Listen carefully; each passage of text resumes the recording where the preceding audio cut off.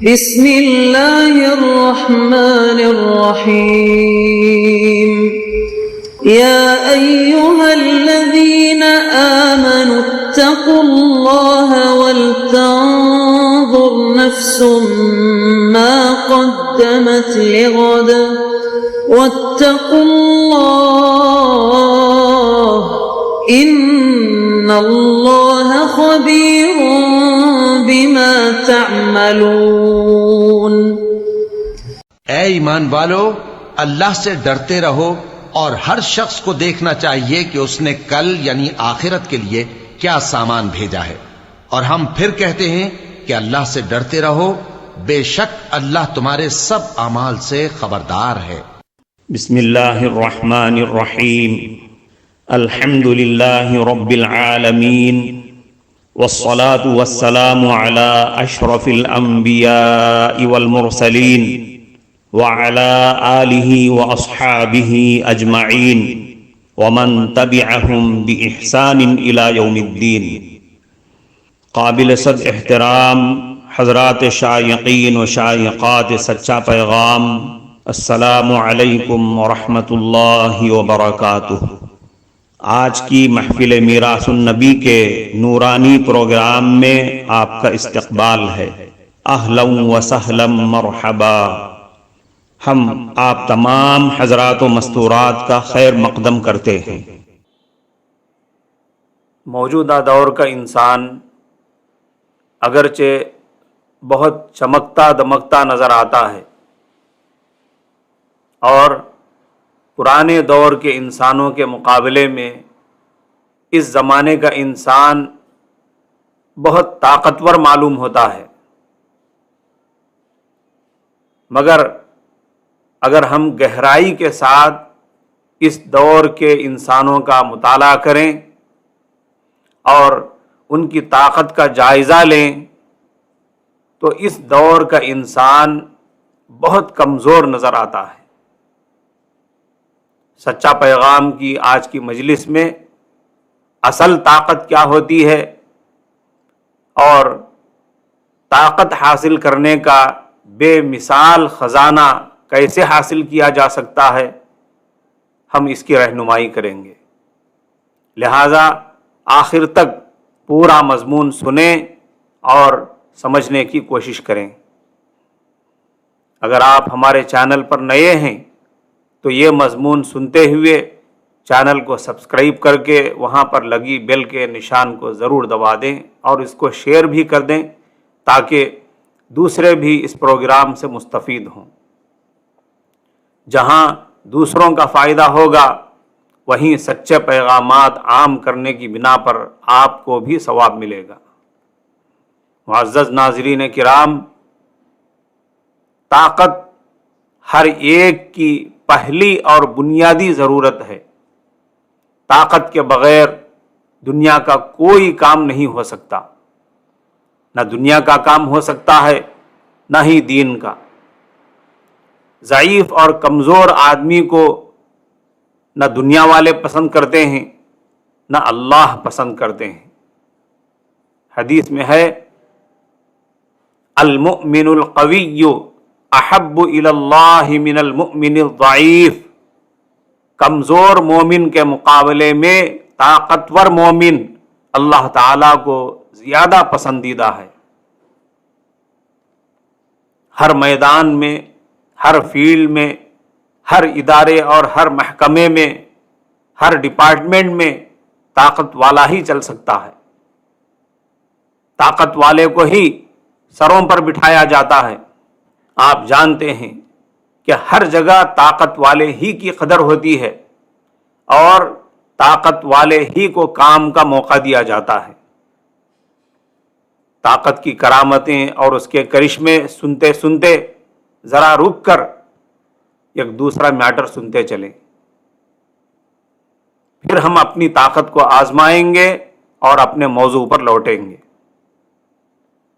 معزز ناظرین کرام، اس وقت کا ایک المیہ اور ٹریجڈی یہ ہے کہ جب کسی مولوی عالم کا کوئی دینی مضمون چینل میں شائع ہوتا ہے تو اس کی اتنی پذیرائی اور اس کی اتنی قدر نہیں کی جاتی ہے جتنی کسی نیوز کی قدر کی جاتی ہے۔ کوئی دینی پروگرام 5-6 منٹ کا بھی کیوں نہ ہو، اس کو نظر انداز کر دیا جاتا ہے۔ آج کل کا ماحول پیش نظر رکھتے ہوئے، آج کل کے ماحول کو ذہن میں رکھتے ہوئے گھنٹے آدھے گھنٹے کا پروگرام نہیں بلکہ کم سے کم وقت کا، صرف 8-10 منٹ کا، بلکہ اس سے بھی کم 5-6 منٹ کا، اور کبھی تو 3-4 منٹ کا بھی پروگرام پیش کیا جاتا ہے۔ مگر لوگ علماء کرام کے دینی پروگراموں کے لیے اتنا کم وقت فارغ کرنے کے لیے بھی تیار نہیں ہیں۔ اگر اللہ کی طرف سے آخرت میں یہ سوال ہو جائے کہ ہاسپٹلز میں انتظار کے لیے، ریلوے اسٹیشن میں، بس اسٹاپ میں، بس اسٹینڈ میں اور آفیسز میں گھنٹے گھنٹے انتظار میں لگاتے تھے، یوٹیوب پر کئی غیر ضروری چیزیں دیکھنے اور سننے کے لیے گھنٹے گھنٹے ضائع کرتے تھے، مگر اے ظالموں، تم دینی پروگراموں کے لیے چند منٹ بھی فارغ نہیں کر سکتے تھے، تو کیا جواب دو گے؟ عام سبسکرائبرز کی بات ایک طرف چھوڑیں، واٹس ایپ کے اپنے خاص گروپس میں بھی اپنے خاص ساتھیوں کے درمیان پروگرام شائع کیا جاتا ہے، تو اپنے خاص ساتھی بھی اس کی قدر نہیں کرتے ہیں، پروگرامز کو دیکھتے اور سنتے نہیں ہیں۔ اگر سنتے ہیں تو دینی اور ضروری پروگرام ہونے کے باوجود نہ اس کو لائک کرتے ہیں، نہ شیئر کرتے ہیں، نہ کوئی اچھا کامنٹ لکھتے ہیں۔ کم از کم سلام کا جواب تو دینا چاہیے، جو کہ واجب ہے اور ادب و تہذیب کا تقاضا بھی ہے، وہ بھی نہیں ہوتا۔ ہم نے کئی نیوز چینلز کا جائزہ لیا تو دیکھا کہ کسی چینل کے 6-7 ہزار ویورز بن چکے تھے اور کسی کے 15-16 ہزار اور کسی کے 25-26 ہزار، جبکہ ان کو صرف 1.5-2 گھنٹے پہلے ہی اپلوڈ کیا گیا تھا۔ اور ایک نیوز چینل تو ایسا بھی نکلا جس کو 1 گھنٹہ پہلے اپلوڈ کیا گیا تھا،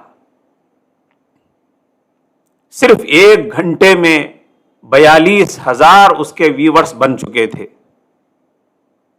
نیوز سننا اور زمانے کے حالات سے باخبر ہونا بہت اچھی بات ہے، مگر کیا قرآن و حدیث نیوز سے بھی کمتر چیز ہے؟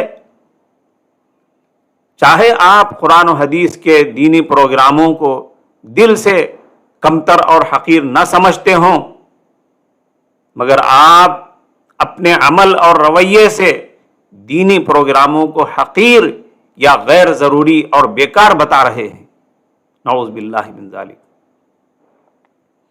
خاص گروپس کے صرف اپنے خاص ساتھی بھی اگر پروگرام دیکھیں یا سنیں تو 2,500-3 ہزار ویورز بن سکتے ہیں۔ کیا یہ دینی پروگرام جو بھیجے جاتے ہیں، علماء کرام اپنا شوق پورا کرنے کے لیے گھنٹوں گھنٹوں کا وقت لگاتے ہیں؟ کیا ان کو اس پر پیسے ملتے ہیں؟ غور کرنے کی ضرورت ہے کہ آخر کیوں ہمارا احساس مر گیا ہے اور ہم کیوں اتنے بے حس ہو چکے ہیں؟ کیا ایسی قوم ترقی کر سکتی ہے جو غیر ضروری چیزوں میں تو گھنٹے گھنٹے لگائے مگر دین کے لیے چند منٹ بھی نہ لگائے؟ علماء کرام کے دینی پروگرام سننے کے لیے تھوڑا سا وقت بھی نہ لگائے؟ جبھی تو کسی صاحب دل نے کہا، وائے ناکامی متائے کارواں جاتا رہا، کارواں کے دل سے احساس زیاں جاتا رہا۔ ابھی آپ سن رہے تھے کہ ہر انسان کے لیے طاقت کی ضرورت ہے. طاقت سے ہمارا مطلب شاید آپ جسمانی طاقت سمجھ گئے ہوں گے اور یہ سمجھ چکے ہوں گے کہ جسمانی طاقت حاصل کرنے کا کوئی زبردست نسخہ بتایا جانے والا ہے اس پروگرام میں. طاقت سے مطلب علم کی طاقت ہے. اسی علمی طاقت کو موجودہ ABCD کی زبان میں جہاں ایجوکیشن اور نالج کہا جاتا ہے وہیں سائنس بھی کہا جاتا ہے.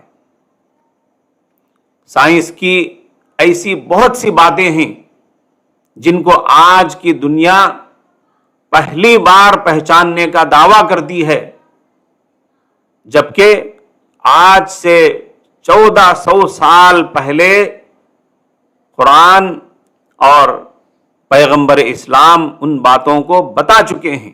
آپ کو معلوم ہونا چاہیے کہ جہاں قرآن و حدیث میں نماز اور روزے کے احکام بیان کیے گئے ہیں، زکوٰۃ اور حج کے مسائل بتلائے گئے ہیں، قربانی اور عید کے مسائل بتلائے گئے ہیں، اور اسی قسم کے بہت سارے احکام و مسائل بیان کیے گئے ہیں، اسی کے ساتھ قرآن و حدیث سائنس اور علم کی باتوں سے بھی بھرے ہوئے ہیں.